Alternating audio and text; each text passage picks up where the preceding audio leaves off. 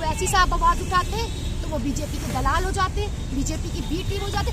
क्या क्या कहना क्या चाहते हो आप लोग? मुसलमानों का कोई है नहीं, ठीक, विपक्ष है नहीं, जो बोल रहा है उसको बी टीम कह रहे हो। तुम्हें शिक्षा चाहिए कि रिक्शा? तुम रिक्शा चलाओ और यादव बैठकर उस पर जाए अपनी ड्यूटी करने, ये अच्छा है? या तुम भी बराबर का अधिकार मांगो, ये अच्छा है? हम अपनी कौम का सौदा नहीं करेंगे, हम कट जाना मर जाना पसंद करेंगे, पर कौम का सौदा नहीं करेंगे। आपने बार बार कॉन्स्टिट्यूशन की बात की। जब हम कॉन्स्टिट्यूशन खोलते हैं तो उसमें लिखा होता है we the people of India, मतलब हम भारत के लोग। आज जो एनसीईआरटी में पढ़ाया जा रहा है उसमें हिंदुओं को हम कहा जा रहा है और मुसलमानों को वो कहा जा रहा है। इस पर क्या कह रहे हैं? देखिए, ये जो ये सबसे बड़ी पार्शियलिटी तो यही जो शुरू हो गई है। अब हम उनकी नजरों में हम रहे ही नहीं, हम वो हो चुके हैं। आजाद तो है, लेकिन कहीं ना कहीं वो आजादी के पीछे जो जुल्म हो रहा है, जो अत्याचार हो रहा है, वो कोई नहीं देख रहा है। 70 सालों से ये होता आया है। हमने हमेशा लीडर्स दिए, हर जाति हर धर्म के लोगों को सपोर्ट किया, चाहे वो कांग्रेस हो चाहे वो किसी भी पार्टी को हमने हमेशा सपोर्ट किया, बड़े लीडर्स तैयार किए हर धर्म हर जाति के। लेकिन आज हमारे लीडर्स कहाँ हैं? सवाल तो यही है ना कि असदुद्दीन ओवैसी की पार्टी को क्यों बी टीम कहा जा रहा है? बहुत सारी राजनीतिक पार्टियां आई हैं जो बाहर से आई हैं। शिवसेना ने भी कहा है कि हम यूपी सीटों में चुनाव लड़ेंगे, आम आदमी पार्टी भी आ रही है, लेकिन AIM को क्यों कहा जाता है? यही सवाल। इसलिए कहा जाता है क्योंकि मुस्लिम वोट्स बढ़ जाएगा और समाजवादी पार्टी जो अपनी सरकार बनाती है वो मुस्लिम ही वोट बैंक से बनाती है। आप ये नहीं कह सकते कि असदुद्दीन ओवैसी का हक और अधिकार नहीं है लड़ने का। मैं ये मानती हूँ उनका भी अधिकार है लड़ने का, लेकिन आज आपने जो मुसलमानों के साथ ये जो पार्शियलिटी करी है, ये जो भेदभाव किया है, ये 2022 में जनता बताएगी आपको कि पार्शियलिटी करने का और भेदभाव करने का क्या नतीजा है। सबका विकास तो बीजेपी सरकार करती है। देखिए, सबका साथ सबका विकास उसने नहीं किया है, उसने सिर्फ हिंदू का साथ हिंदू का विकास किया है। मुस्लिम समाज के लोगों को जेल के अंदर ठूसा जा रहा है, उनके ऊपर बराबर अत्याचार और जुल्म किया जा रहा है। तो सब कुछ सामने साफ हो चुका है कि अब आज मुसलमानों की जरूरत समाजवादी पार्टी को नहीं है।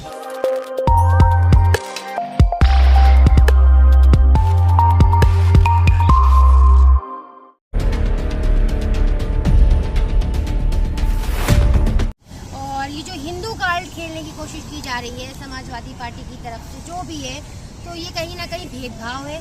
और आपने देखा अभी कितने ज़्यादा मॉब लिंचिंग केस आए हैं उत्तर प्रदेश के अंदर। और जैसे कि वो जो बांगरमऊ में जो लड़का था फैसल, जिस तरह से उसको मारा गया पुलिस द्वारा, तो उसके लिए इंसाफ नहीं मांगा गया समाजवादी पार्टी की तरफ से। जबकि समाजवादी पार्टी वो सबसे ज़्यादा अगर कोई सपोर्ट करता है तो अल्पसंख्यक समाज सपोर्ट करता है, मुस्लिम समुदाय के लोग सपोर्ट करते हैं। लेकिन आज हमें कहीं ना कहीं ये सब उम्मीदें खोखली नज़र आती हैं उनसे कि हमारे लिए आज कोई आवाज़ उठाने वाला नहीं है। और वो जो उनको लग रहा है कि हम हिंदू कार्ड खेलेंगे और सिर्फ हम हिंदू के लिए आवाज़ उठाएंगे, तो ये वो गलत कर रहे हैं कि कहीं ना कहीं भेदभाव का किया जा रहा है। एक तरफ महीनों से आजम खां जेल के अंदर है, उसके बावजूद सिर्फ अखिलेश एक बार उनसे मैदान तक हॉस्पिटल मिलने जाते हैं। वहीं दूसरी तरफ मनीष गुप्ता हत्याकांड होता है, उनके घर तुरंत पहुंच जाते हैं और 20 लाख का मुआवजा देने की बात करते हैं। देखिए, सबसे बड़ी बात ये कि जो आजम खां का बता रहे हैं इस वक्त क्या हालात है, वो दुनिया देख रही है, वो पूरा भारत देख रहा है कि किस तरह से हमारे मुस्लिम समाज के लोगों को जेल के अंदर ठूसा जा रहा है, उनके ऊपर बराबर अत्याचार और जुल्म किया जा रहा है। तो सब कुछ सामने साफ हो चुका है कि अब आज मुसलमानों की जरूरत समाजवादी पार्टी को नहीं है। और मैं अपने बड़े लोगों से, कौम के रहनुमाओं से ये कहना चाहती हूँ कि आप ये बताएं कि हमारा जो इस्लाम है, हमारा वो दीन है जो क्या कहता है कि अगर जुल्म है तो जुल्म के खिलाफ आवाज उठाओ, उस पर बोलो, और तुम्हारी खामोशी बराबर जालिम की तरह है। जैसे कि जुल्म करने वाला होता है उसी तरह से खामोश रहने वाला भी है। क्या लगता है फिर मुस्लिमों को किसकी तरफ जाना चाहिए? क्योंकि असदुद्दीन ओवैसी आ रहे हैं यूपी, वो लगातार कह रहे हैं कि पिछड़े शोषित वर्गों की हिस्सेदारी की बात कर रहे हैं। देखिए, उनकी बात जायज़ है, लेकिन अभी हम ये नहीं कह सकते कि आप किसका सपोर्ट करिए किसका नहीं। लेकिन अभी जो हालात इस वक्त चल रहे हैं, विपक्ष की भूमिका कोई अभी बहुत अच्छे तरीके से निभा नहीं पा रहा है। मुझे ये लगता है कि विपक्षी जो मजबूत होगा, जो सबको लेकर चलेगा, जो भेदभाव नहीं करेगा, उसे हमें लगता है लोगों को सपोर्ट करना चाहिए। क्योंकि आज जो आप देख रहे हैं, भेदभाव की बात, वो सबका साथ सबका विकास की बात तो बीजेपी सरकार करती है। देखिए, सबका साथ सबका विकास उसने नहीं किया है, उसने सिर्फ हिंदू का साथ हिंदू का विकास किया है। और ये जो भारत है ये हिंदू से नहीं, ये सबकी मेजॉरिटी से बना है और ये गंगा जमनी तहजीब से बना हुआ है। तो इसको सिर्फ हिंदू के लिए खास वो कर देना कि ये हिंदू का भारत है, तो ये गलत होगा कहना। मेरे ख्याल से जो अभी आप देख रहे हैं, जो एक समुदाय को बराबर प्रताड़ित किया जा रहा है, खास मुस्लिम समुदाय के लोगों को प्रताड़ित किया जा रहा है और उनके लिए इंसाफ की कोई बोलने वाला नहीं, जुल्म के खिलाफ बोलने वाला नहीं, अत्याचार के खिलाफ कोई बोलने वाला नहीं। और जो बोलता है उसे बीजेपी की बी टीम, सी टीम, डी टीम, दलाल और न जाने क्या क्या किस किस तरह के बातों का सामना करना पड़ता है। मैं अपनी बात बता दूं कि अगर मैं किसी के लिए बोलती हूँ, पहली बात तो आप ये सुन लें कि मैं किसी भी धर्म, जाति, किसी के खिलाफ नहीं हूँ। मैं सबके लिए बात करती हूँ, चाहे वो किसी भी जात से हो, किसी भी धर्म से। लेकिन आज जो हमारे समाज के साथ हो रहा है, जो गलत हो रहा है, जो अत्याचार हो रहा है, क्या मैं उस पर नहीं बोल सकती? मेरा हक नहीं है। मैं किसी की चाटुकारिता नहीं करती, मुझे कोई पद नहीं चाहिए, मुझे किसी तरीके का कोई लालच नहीं है, मुझे सत्ता की कोई लालच नहीं। मुझे जो दिखता है वो जुल्म दिखता है और मैं जुल्म के खिलाफ बराबर लड़ती हूँ और आगे भी लड़ूंगी। लेकिन अभी ये जो आप देख रहे हैं, जो हाल ही में जो सब चल रहा है कि मुसलमानों के साथ भेदभाव किया जा रहा है और ख़ास तौर से समाजवादी पार्टी को मैं टारगेट करूंगी, क्योंकि अभी जो टक्कर आप देख रहे हैं, जो बीजेपी से लेने को खड़े हैं, वो समाजवादी पार्टी वाले खड़े हुए हैं बीजेपी को टक्कर देने के लिए 2022 में। तो वो टक्कर किस तरह देंगे? बिना मुसलमानों के सपोर्ट के आप टक्कर देंगे? आपको यादव वोट दे देगा, ठीक है, लेकिन आपको बहुत से ऐसे हिंदू हैं। यादव ने वोट, उनका वोट परसेंटेज तो 2017 के बाद लगातार कम हुआ है। देखिए, जितने भी परसेंट दिया, लेकिन आपको क्या लगता है कि हिंदू आपका हो जाएगा? हिंदू तो सिर्फ और सिर्फ योगी जी का है। लेकिन आज आपने जो मुसलमानों के साथ ये जो पार्शियलिटी करी है, ये जो भेदभाव किया है, ये 2022 में जनता बताएगी आपको कि पार्शियलिटी करने का और भेदभाव करने का क्या नतीजा है। अगर आप मुसलमानों के बिना अपनी सरकार बना लेते तो दैट्स गुड, अच्छी बात है, आप बनाइए। लेकिन आज हमको जो भेदभाव दिखा है, उस भेदभाव के बिहाफ पर जब आपकी सरकार नहीं है तब आप भेदभाव कर रहे हैं, और जब आपकी सरकार आ जाएगी तब आप क्या करेंगे? आप तो योगी जी से भी महान निकल जाएंगे। तो देखिए, मेरा किसी को डायरेक्ट टारगेट करने का मतलब नहीं है, बस उस इंसान को टारगेट करने का मतलब है जिसका हमारे पास वोट बैंक है, यानी हमारे समुदाय का वोट बैंक उसके खाते में जाता है। लेकिन अब हमने भी ये सोचा है कि अगर हमारे विपक्षी कोई मजबूत है तो उसको हम मजबूत करेंगे और आगे बढ़ेंगे और लड़ाई लड़ेंगे। हम अपने हक और अधिकारों की लड़ाई लड़ेंगे और हमारा संवैधानिक राइट्स है, कॉन्स्टिट्यूशनल राइट्स है हमारा कि हम अपने अधिकारों के लिए लड़ें, लोगों के अधिकारों के लिए लड़ें, हम सबके लिए लड़ेंगे, हर जाति हर धर्म के लिए लड़ेंगे। लेकिन अगर हमारे समुदाय पर खास जुल्म होगा और उसके खिलाफ कोई बोलने वाला नहीं होगा तो आगे हम खड़े हैं, बोलेंगे और मरते दम तक बोलते रहेंगे। लेकिन अगर इस तरह की पार्शियलिटी दिखाई जाएगी और बार बार ये क्या तमाशा जो लगा रखा है लोगों ने कि कोई अगेंस्ट में नहीं है, कोई मतलब ऐसा नहीं दिखता है कि जो बीजेपी के टक्कर में हो सिवाय समाजवादी पार्टी के। तो समाजवादी की ये भूल है। अगर आपको लग रहा था टक्कर में, तो आपको 2017 में क्या हो गया था? तभी तो आप टक्कर में थे। लेकिन आपको क्या हुआ? आपको मुंह की खानी पड़ी। तो आप ये जो है अपने दिमाग से ये निकाल दीजिए। लेकिन आप वो कह रहे हैं कि सुब्रत ओवैसी आ गए हैं, वो बीजेपी को फायदा पहुंचा देंगे। देखिए, हर कोई का हक है, अधिकार है, अपना संवैधानिक राइट है कि वो आकर इलेक्शन लड़े। यहाँ उत्तर प्रदेश में आकर कांग्रेस भी आ रही है, आम आदमी पार्टी भी आ रही है, इसी तरह से MIM आ रही है, इसी तरह से पीस पार्टी भी बहुत यहाँ पर मजबूत है, देख रहे हैं आप, हो रही है। और बहुत सी पार्टियां ऐसी हैं जो यहाँ मजबूत हो रही हैं लगातार। तो आप ये नहीं कह सकते कि असदुद्दीन ओवैसी का हक और अधिकार नहीं है लड़ने का। मैं ये मानती हूँ उनका भी अधिकार है लड़ने का। हाँ, अगर वो विपक्षी की भूमिका निभाएंगे और सबको साथ लेकर चलेंगे, हर जात हर धर्म को, तो हम बेशक उन लोगों का सपोर्ट करने के लिए तैयार हैं। सवाल तो यही है ना कि असदुद्दीन ओवैसी की पार्टी को क्यों बी टीम कहा जा रहा है? बहुत सारी राजनीतिक पार्टियां आई हैं जो बाहर से आई हैं। शिवसेना ने भी कहा है कि हम यूपी में पूरी सीटों पर चुनाव लड़ेंगे, आम आदमी पार्टी भी आ रही है, लेकिन AIM को क्यों कहा जाता है? यही सवाल। इसलिए कहा जाता है क्योंकि मुस्लिम वोट्स बढ़ जाएगा और समाजवादी पार्टी जो अपनी सरकार बनाती है वो मुस्लिम ही वोट बैंक से बनाती है, और अगर मुस्लिम वोट बैंक इधर से खिसक के MIM की तरफ आता है तो समाजवादी पार्टी सरकार गिर जाएगी। इसलिए इनको डर है, इसलिए ये र्यूमर्स फैलाते हैं कि बी टीम डी टीम। मैं नहीं मानती हूँ, हर एक का अधिकार है, कॉन्स्टिट्यूशनल राइट्स है, यानी हमारा मुस्लिम वोट उनको खिसकता दिखाई दे रहा है, तो इसीलिए वो उसको बी टीम और सी टीम बताते हैं। तो मेरा मानना ये है कि जो जुल्म के खिलाफ लड़े, जो जुल्म के खिलाफ आवाज उठाए, वही आपका विपक्ष होता है, चाहे वो किसी भी जात धर्म से ताल्लुक रखता हो। मैं सिर्फ एक MIM की बात नहीं कर रही, मैं हर उस पार्टी की बात कर रही हूँ जो विपक्ष की भूमिका निभा रहा है इस वक्त। तो मैं ये चाहती हूँ कि ये बिला वजह जो हमारे साथ भेदभाव किया जा रहा है, उत्तर प्रदेश के अंदर खास तौर से मुस्लिम समुदाय के साथ भेदभाव किया जा रहा है, ये बंद किया जाए। अगर आपको सरकार बनानी है, अगर समाजवादी पार्टी हो, चाहे वो कांग्रेस पार्टी हो, चाहे वो MIM पार्टी हो, चाहे वो पीस पार्टी हो, या कोई भी अनदर पार्टी, कोई भी BSP पार्टी हो, कोई भी, वो अगर हमारा सहयोग चाहती है तो उसे हमारे सपोर्ट में बोलना पड़ेगा और आवाज उठानी पड़ेगी। देखिए, बहुत अच्छी आपने सवाल किया, हमको बहुत अच्छा लगा कि आपने ये सवाल पूछा।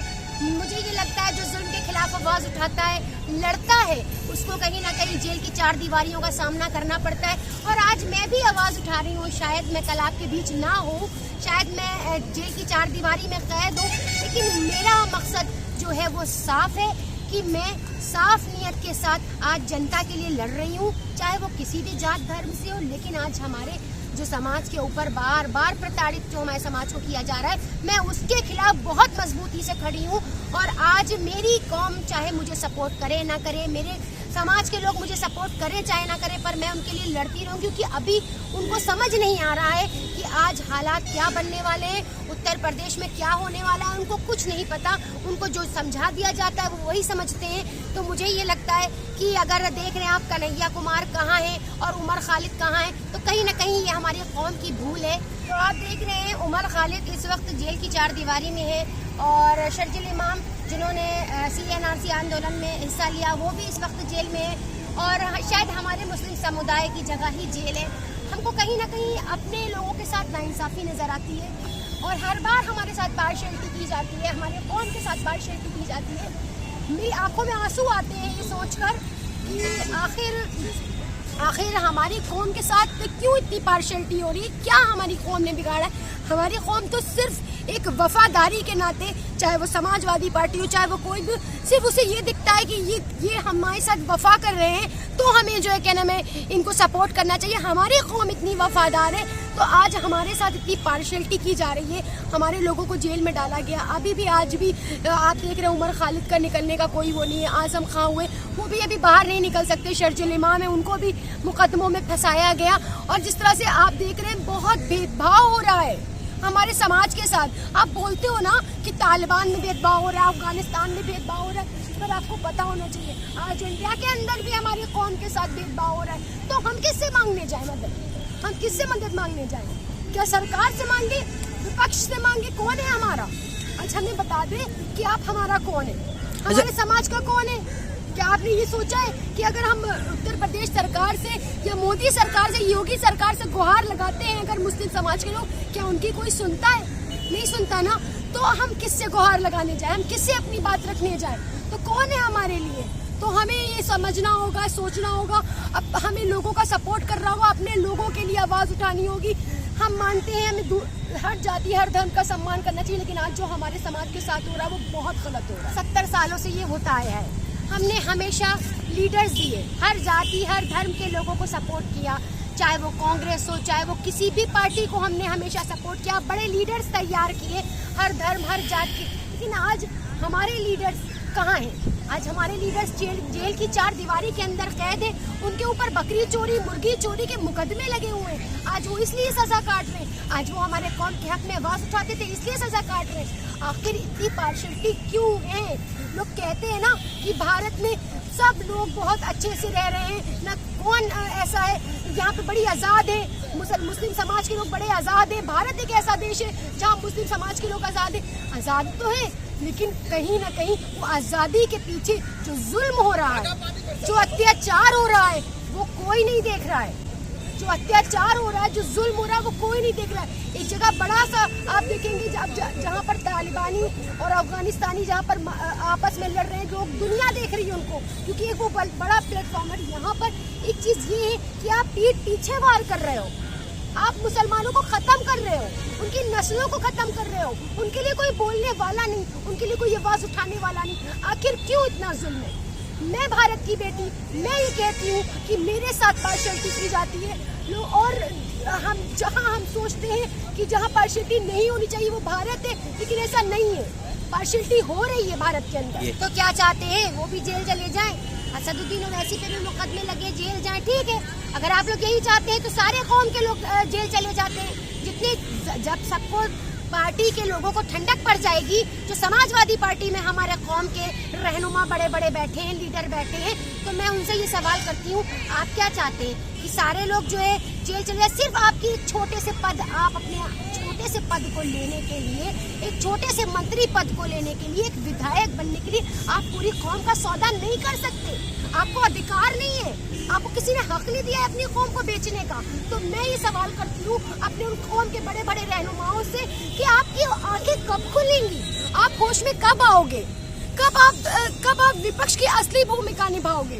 क्यों एक नहीं हो जाते, क्यों आप एक प्लेटफॉर्म पर नहीं आ जाते? मैं ये सवाल करती हूँ, मुझे बहुत अफसोस है अपनी कौम के लोगों पर कि आज एक बेटी लड़ रही है, खड़ी है आपके लिए, लेकिन आप उसको भी दलाल कहते हो, आप उसे भी बीजेपी का दलाल कहते हो। मेरे कौम के लोग उनको सपोर्ट करते हैं, पता है आपको? मेरी कौम के लोग उन्हें सपोर्ट करते हैं। अगर मेरी कौम के 100 लोग उनको सपोर्ट करते हैं तो उन्हीं के जात और धर्म के 2 लोग मुझे सपोर्ट करते हैं। तो ये फर्क है। हमने कभी भेदभाव नहीं किया, हमारे समाज ने कभी भेदभाव नहीं किया, पर हमारे साथ आज भेदभाव हो रहा है और होता आया है 70 सालों से। लेकिन आज ये जो लड़ाई है अपने अधिकारों की है, अपने हुकूक की है, हमारे समाज की है, और मैं उस आखिरी दम तक लड़ती रहूंगी। और मुझे भी भले ही 4 दीवारी में, जेल की 4 दीवारी में कैद होना पड़े, मैं होंगी, लेकिन आज अपनी कौम के लिए कुछ ना कुछ तो करके जाऊंगी। अच्छा, किसान आंदोलन, आपने बार बार कॉन्स्टिट्यूशन की बात की। जब हम कॉन्स्टिट्यूशन खोलते हैं तो उसमें लिखा होता है we the people of India, मतलब हम भारत के लोग। आज जो एनसीईआरटी में पढ़ाया जा रहा है उसमें हिंदुओं को हम कहा जा रहा है और मुसलमानों को वो कहा जा रहा है, इस पर क्या कहेंगे? देखिए, ये सबसे बड़ी पार्शियलिटी तो यहीं से शुरू हो गई है। अब हम उनकी नजरों में हम रहे ही नहीं, हम वो हो चुके हैं, हम मुस्लिम, हमको एक नासूर समझकर किनारे हटाकर फेंक दिया गया। जैसे किसी के नासूर हो जाता है, वो अपने पैर को काट कर फेंक देता है, जिसमें एक आपका एक जिसमें एक हिस्सा होता है और उसमें सब कुछ आपके लिए बराबर होता है। लेकिन अगर किसी को नासूर हो जाए तो उस हिस्से को काट के फेंक दिया जाता है। तो मुसलमान आज हर उस पार्टी के लिए नासूर बन चुका है और हर कोई उसे काट कर फेंकना चाहता है। तो सुनिए, मैं ये चाहती हूँ कि अगर आप मुझे काट कर, हम सबको काट कर फेंकना चाहते हैं, तो हम अपनी कौम को एक प्लेटफॉर्म पर लाकर दिखा देंगे। 2022 से पहले हम अपनी कौम को इकट्ठा कर दिखाएंगे और फिर दिखाएंगे कि आप अपनी पार्टी को किस तरह से उरूज पर ले जाते हैं, किस तरह आप अपनी सरकार बनाते हैं। मुझे बीजेपी से कोई उम्मीद नहीं, हमें, हमारे समाज को बीजेपी से कोई उम्मीद नहीं। वो खुली दुश्मन है, वो कहती है कि मैं तो हिंदू का हूँ, लेकिन ये विपक्ष क्या है? ये विपक्ष कैसी भूमिका निभा रहा है जो ना हमारा है ना किसी का है? तो बोलो साहब कि नहीं करते। मुस्लिम समाज तो तब भी उन्हीं के साथ है ना। तो ये मुस्लिम समाज की गलती है ना, क्योंकि वो अंधा हो चुका है, उसका दिल मुर्दा हो चुका है, वो बहरा हो चुका है, वो गूंगा हो चुका है। इसलिए आज हमारी कौम की हालत बदतर है। सिर्फ यही वजह है कि हमारी कौम ने समझ छोड़ दी है कि आखिर सही क्या है। हम थोड़े से पद के लिए, थोड़ी सी लालच के लिए, थोड़ी सी चीजों के लिए अपनी कौम का सौदा नहीं करेंगे। ये मेरा खुद से वादा है और अपनी कौम से वादा है। मैडम, यूपी में ओवैसी फैक्टर काम करेगा मुस्लिमों के लिए? देखिए, अगर ओवैसी फैक्टर काम करेगा सारे लोगों के लिए, मुस्लिम के लिए, सबके लिए, तो मैं बेशक उनका साथ दूंगी। लेकिन अगर आज भी वही हालात नजर आए और हमें कोई रहनुमा नजर नहीं आया, तो मुझे नहीं लगता है कि बहुत अच्छे हालात होंगे। और MIM जिस तरह से देख रहे हैं आप, मुसलमानों में मजबूती पकड़ रही है। तो जब किसी को कुछ देख रहे हैं, हाहाकार मची हुई है, हमारे लिए कोई बोलने वाला नहीं है। और अगर वो ऐसी साहब आवाज उठाते हैं तो वो बीजेपी के दलाल हो जाते हैं, बीजेपी की बी टीम हो जाते हैं। क्या कहना क्या चाहते हो आप लोग? मुसलमानों का कोई है नहीं, ठीक, विपक्ष है नहीं, जो बोल रहा है उसको बी टीम कह रहे हो, क्योंकि उनको समाजवादी पार्टियों को अपना वोट खिसकता नजर आ रहा है। मुसलमानों का वोट खिसकता भी नजर आ रहा है। मुसलमानों के लिए बोलना भी नहीं चाहते हो, हिंदू कार्ड भी आप खेलना चाहते हो। आखिर मुसलमानों को किस दुविधा में डाल रखा है? सबने मुसलमानों को किस दुविधा में डाल रखा है। मैं सवाल करती हूँ हर एक उस बड़े लीडर से जो आज समाजवादी पार्टी के अंदर मुसलमान बने बैठे हैं, जो बड़े लीडर बने बैठे हैं और लोगों को ये हवा देते हैं, आइए आपके सिवा, इसके सिवा आपके पास कोई रास्ता नहीं, तो रहने दीजिए आपके रास्ते। हम अपनी कौम का सौदा नहीं करेंगे, हम कट जाना मर जाना पसंद करेंगे पर कौम का सौदा नहीं करेंगे। देखिए बिहार की तो छोड़ दी, तो 2017 में जो इलेक्शन हुआ था उसमें तो वैसे ही नहीं थे, तो कैसे हार गई यहाँ समाजवादी पार्टी? यार हर बार क्यों मुसलमानों को जिम्मेदार ठहराया जाता है? क्यों? सवाल है मेरा, क्यों ठहराया जाता है जिम्मेदार? हम हार जीत के जिम्मेदार हो गए, हमने ठेका ले लिया सब बीजेपी का।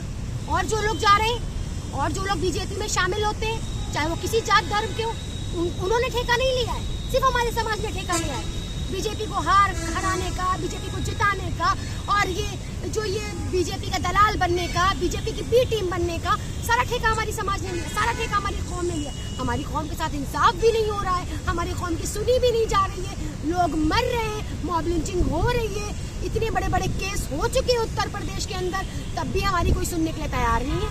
तो फिर किस बिहाफ पे आप हमसे वोट मांगने की उम्मीद रखते हैं? मॉब लिंचिंग की आपने बात की, हाल ही में मौलाना कलीम से क्यों गिरफ्तार किया गया है, उनके ऊपर आरोप लगाए गए कि विदेशी इनके पास पैसे होती है, जबरन पैसे लेकर धर्मांतरण करा देते हैं। देखिए ये सरासर गलत है, बेबुनियाद इल्जाम लगाए जा रहे हैं, ये फंसाने की साजिश है। आप देख रहे 2022 का चुनाव करीब है और बीजेपी ये दिखाना चाह रही है कि देखो हिंदुओं, आज हमने मुसलमानों का हाल क्या कर दिया है। ये सिर्फ इसको दिखाना है बीजेपी को, हमारे हाल को खराब करने की जिम्मेदार बीजेपी है और उसे बढ़ावा देने वाली विपक्ष है। मैं ये समझती हूँ पक्ष और विपक्ष दोनों मिला हुआ है, दोनों लोग मुस्लिम के खिलाफ जो ये साजिश रच रहे हैं, जो मुस्लिम के लिए जो कार्ड खेला जा रहा है, जो हिंदू कार्ड खेला जा रहा है, वो पक्ष भी खेल रहा है और विपक्ष भी खेल रहा है। हमारा कोई नहीं, हमें तो ये लगने लगा है हमारा कोई नहीं है। हम भारत में हम मुस्लिम समुदाय के लोग अकेले अलग हैं। क्यों? आखिर हमसे ऐसे क्यों फील कराया जाता है हमको? क्यों आवाज नहीं उठाता कोई? और जो लोग आवाज उठाते उन्हें बुरा भला कहते। शायद ही हमारे चंद हिंदू भाई जिनके अंदर इंसानियत बाकी है वो हमारे लिए आज भी आवाज उठा रहे हैं, पर अभी भी उस हिसाब से उस समाज जो एक एकत्रित होता है, समाज आवाज उठाता है लोगों के लिए, वो नहीं है। कुछ हिंदू भाई जो बेचारे इंसानियत रखते हैं दिल में, वो आज हमारे लिए आवाज उठा रहे हैं। देखिए फिर वही पार्शियलिटी वाली बात आ गई। हमारे समाज के साथ पार्शियलिटी हो रही है। माने हमारी कौम के लोग, माने हमारे समाज के लोग इस बात को, क्यों नहीं मानते हैं? उन्हें मानना पड़ेगा और अपने लीडर्स तैयार करने पड़ेंगे, बढ़े आगे। हम लड़ने का दम रखते हैं, मजबूती से लड़ने का दम रखते हैं, लेकिन हमें लोगों का साथ चाहिए, हमें प्लेटफॉर्म पर लोग चाहिए, हमें जुदा नहीं चाहिए लोग। मैं अपने सारे कौम के रहबरों से कहती हूँ कि आप लोग अलग होना बंद कर दीजिए, एक प्लेटफॉर्म पर आ जाइए और अपने हक के लिए लड़िए, अपने अधिकार के लिए लड़िए, अपने कॉन्स्टिट्यूशनल राइट्स के लिए लड़िए, क्योंकि ये संविधान ने हमें अधिकार दिया है और ये अधिकार हमसे कोई नहीं छीन सकता। ये भारत जितना सबका है उतना हमारा है, हमें इससे अलग करने की कोशिश ना की जाए। हम यहीं जिए थे, यहीं मरेंगे और यहीं रहेंगे। ये आपकी भूल है कि आप हमको यहाँ से अलग कर देंगे या जुदा कर देंगे। अच्छा मैडम, जो है जैसे रिजर्वेशन हो गया 18% समाजवादी ने कहा था, मुस्लिम को तालीम को लेकर या रोजगार को लेकर, मुसलमान जो है इस पर आवाज नहीं उठाता। वो कहता समाजवादी में ये हमें फायदा था कि थानों में हमारी सुनी जाती थी। देखिए मुसलमानों को समाजवादी पार्टी में 18% रिजर्वेशन नहीं मिला, लेकिन जहाँ पर मुसलमान जाकर जिन थानों में जाकर अपने FIR लिखाते थे, उनकी FIR हो जाती थी, क्योंकि जो कुर्सी पर SHO, कांस्टेबल या फिर 3 स्टार बैठे रहते थे, उनके आगे मुसलमान हाथ जोड़कर कहते थे उन यादवों के आगे कि भैया हमारा काम करा दो, तो उनका काम हो जाता था। तो वो ये मुसलमान ही समझते हैं कि हमें बड़ी मजबूती मिली। अरे यार, तुम्हें शिक्षा चाहिए कि रिक्शा? तुम रिक्शा चलाओ और यादव बैठकर उस पर जाए अपनी ड्यूटी करने, ये अच्छा है? या तुम भी बराबर का अधिकार मांगो, ये अच्छा है? तुम्हें शिक्षा चाहिए या रिक्शा? तुम्हें रिक्शे का अनाउंसमेंट कर दिया गया, सब खुश हो गए। अरे भाई रिक्शा मिल गया, रिक्शा कितने दिन तक आपका चलेगा? आपके पूरे बच्चे पढ़ लेंगे, आपके बच्चे न्यूयॉर्क में जाके पढ़ लेंगे, ऑस्ट्रेलिया में उस ई-रिक्शा से जाके पढ़ लेंगे, अमेरिका में उस ई-रिक्शा से जाकर पढ़ लेंगे। इतनी आपकी आमदनी हो जाएगी कि आपके बच्चे बाहर की तालीम हासिल कर लेंगे। तो मुझे ये लगता है कि मुसलमान कहीं न कहीं किसी भूल में उसको शिक्षित होना पड़ेगा, उसे जागरूक होना पड़ेगा। मैं किसी भी धर्म जाति के खिलाफ नहीं हूँ, पर मैं अपनी कौम को बार बार ये एहसास दिलाऊंगी कि आप गलत हो। आप अपने इस पद के चक्कर में अपनी नस्लों का सौदा नहीं कर सकते और आपको अपनी नस्लों से साथ इंसाफ करना होगा, अपने अधिकार मांगने होंगे और अपने कॉन्स्टिट्यूशनल राइट है वो मांगने होंगे।